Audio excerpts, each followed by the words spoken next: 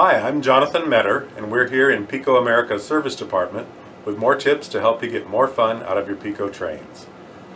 One of the neat features of the PIKO locomotives that come with a SoundTrack sound decoder built into them, or one that you've installed with our sound kit, as we've done with this loco, is that you can do some programming things using a digital system like the PIKO digital system to program them. And even if you're still operating on DC, analog DC, which is the way most people operate, those things will still stay in effect, and you can customize your locomotive on the digital system and then go run it on your DC track.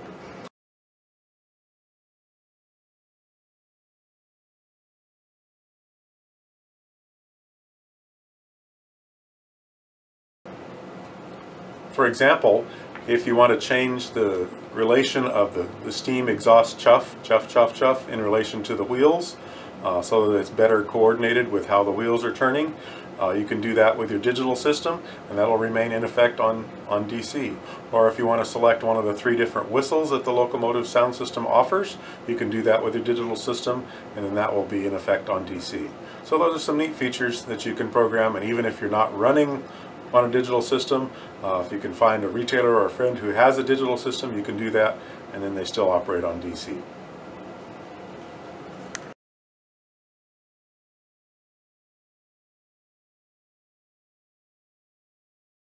So we're going to use this by pushing first the menu, the M3 button. We've got 3 menu buttons up here right below the screen, and that's going to bring us to the main menu.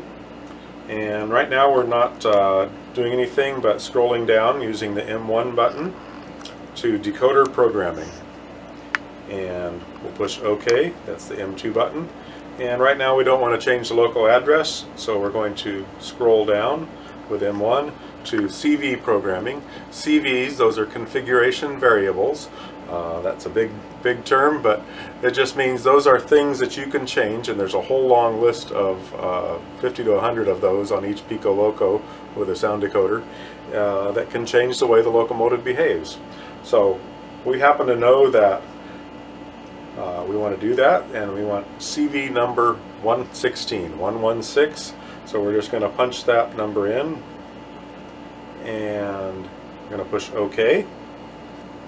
And then we're going to enter a value, and what this is going to do, we're going to enter a value that's between 0 and 255, and when we do that, that's going to change how fast the chuffing sound, the exhaust chuff, goes in relation to the turning of the wheels. So you can use that to customize your PIKO sound system to any locomotive, even a different brand of locomotive, so you can get that exactly matched to the right timing with the revolution of the wheels. On this locomotive, I happen to know that you can do it by single steps, but that a value of about 40 is going to work well. And when we push OK, our locomotive made a little tiny lurch. That means that the programming took. We're going to go back to Locomotive Operate, which is the M3 button. We're back in operation, and first thing we're going to do is turn on the sound with button number 8. And with the digital system, we've got power on the track all the time, and we hear the steam hiss of a steam locomotive, and that's always going. Of course, we really should have our headlight going, so we've got that. And of course, a steam locomotive really should be making smoke to make that steam, so we're going to turn the smoke on with button number 6, and we've got smoke going, and our locomotive is ready to operate. Of course, we've got to ring the bell before we move. That's a proper safety procedure. So, and then we're going to give 2 toots of the whistle to go forwards. And we'll turn off the bell now.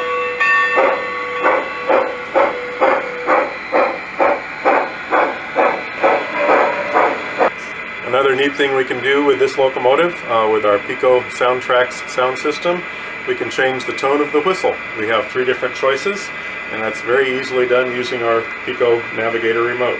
So we'll push the M3 button again and scroll down to Decoder Programming and push OK. And again, we're going to pass up Loco Address. We're going to go to CV Programming, and we're going to push OK.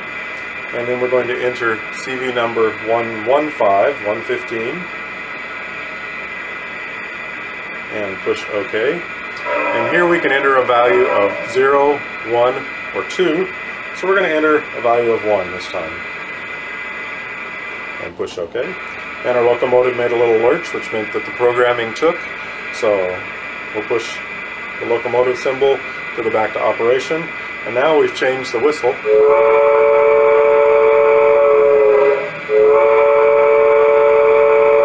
a completely different tone.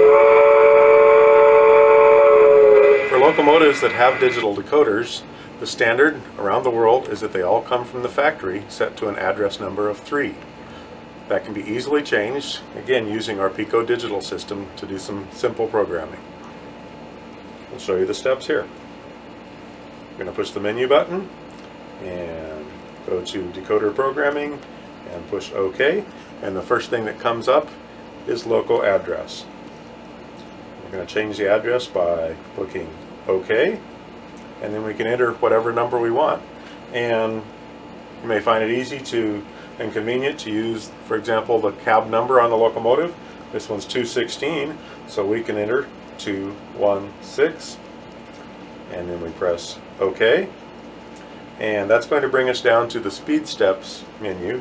And on the PIKO digital system, you have the choice of 14 speed steps or 28 speed steps. The more modern locomotives will operate also on 28 speed steps, and that gives you finer, more precise control.